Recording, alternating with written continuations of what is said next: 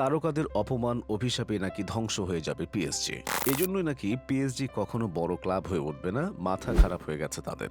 অর্থ খরচা করেও স্বপ্ন পূরণের নাম গন্ধ পাচ্ছে না পিএসজি। তার উপর তারকাদের নিয়মিত হেয় করছে, কাউকে কাউকে জোর করে ক্লাব ছাড়া করছে। অতীতে যেমন ছিল বর্তমানেও তেমন। কিছুতেই শুধরাচ্ছে না তারা। এর মধ্যে মেসি নেইমারকেও অপমান হতে হলো। তাতে অনেকে বলছেন এভাবে চললে পিএসজি কিছুই জিতবে না, আর কখনো বড় ক্লাব হয়ে উঠবে না। পেশাদার ফুটবলে ক্লাব বদলের নিয়ম তো নতুন নয়। কেউ 10-11 বছর একখানে কাটিয়েও পাড়ি জমান অন্যত্র।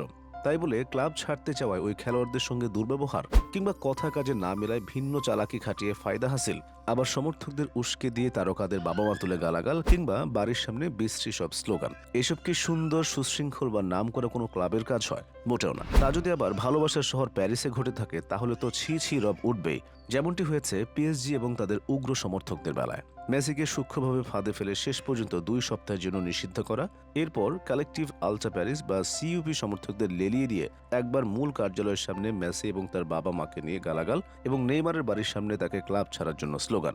পিএসজি অবশ্য এক বার্তায় সমর্থকদের বিরুদ্ধে কড়া হুঁশিয়ারি দিয়েছে। শুধু তাই নয়, মেসি এবং নেইমারের নিরাপত্তায় তাদের প্যারিসের বাড়ির সামনে বাড়তি পুলিশও মোতায়েন করেছে। এসব যে লোক দেখানো সেটা বুঝতে বাকি নেই। পিএসজির মাথাটা অনেক আগে থেকেই খারাপ। যেদিন ক্লাবটি চ্যাম্পিয়ন লিগ থেকে বিদায় নেয় সেদিন থেকেই তারকাদের দিকে বন্দুক তাক করেছেন ক্লাব কর্তারা। মেসি নেইমারের ওপর বেজায় অখুশি তারা। কেবল ক্লাবের কর্তারাই নন, সমর্থকরাও নিয়মিত দুয়ো দেন মেসি নেইমারকে। সর্বশেষ লরেন্ট ম্যাচে পিএসজি হেরে যাওয়ার পর তো কিলিয়ান এমবাপ্পেকেও ছাড়েননি। এরপরের ঘটনা সবারই জানা। এর মধ্যে নেইমার অনেক দিন থেকেই মাঠে নেই। চোটের কারণে পুরো মৌসুমের জন্য ছিটকে গেছেন তিনি। লিগেও সুখের দেখা পাচ্ছে না ক্লাবটি। সব মিলিয়ে রাগটা যেন মেসির উপরই ঝাড়লেন। না হলে সোমবার সকালে মেসি যখন সৌদি আরবের বিমানে উঠলেন তখনও অনুশীলনের কোনো শিডিউল ঠিক করা ছিল না। যে মেসি রওনা করলেন তখনই তারা হুট করে শিডিউল ঘোষণা করেন। মেসিকে নিষিদ্ধ করে তারা যে বিচ্ছেদের শেষ সুতাটা কাটলো, এখন এই জুনে মেসি প্যারিস ছেড়ে চলে যাবেন। তবে কোথায় যাবেন সেটা নিয়ে চলছে তুমুল আলোচনা। একদিকে সৌদি, আরেকদিকে বার্সা, মূল 2 সম্ভাব্য দল তারাই। যেখানে বার্সাতে যাওয়ার বিষয়টিও নিশ্চিতভাবেই বলা যাবে না, কেননা কাতালানরা এমনিতেই আর্থিক দৈন্যের মধ্য দিয়ে যাচ্ছে।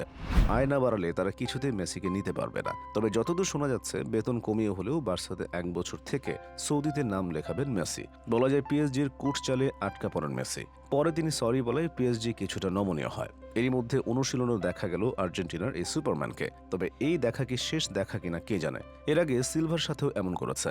পিএসজি থেকে যেদিন বিদায় নেন থিয়াগো সিলভা, সেদিন তার চোখ ছিল ভেজা। তার সেদিনের সেই কান্নার পেছনে যতটা না পিএসজিকে ছেড়ে যাওয়ার দুঃখ ছিল, তার চেয়ে বেশি ছিল অভিমান। কারণ দীর্ঘ 8 বছর যে পিএসজিকে তিনি লিগ জিততে একটা আলাদা দল হিসেবে পরিচিত করতে যে অবদান রেখেছেন, তার কোনো প্রতিদান তিনি পাননি। তাকে প্রায় একরকম অপমান করে বের করে দেওয়া হয়েছে পিএসজি থেকে। তার বদলে নিয়ে আসা হয়েছে রিয়াল মাদ্রিদের সাবেক ক্যাপ্টেন সার্জিও রামোসকে।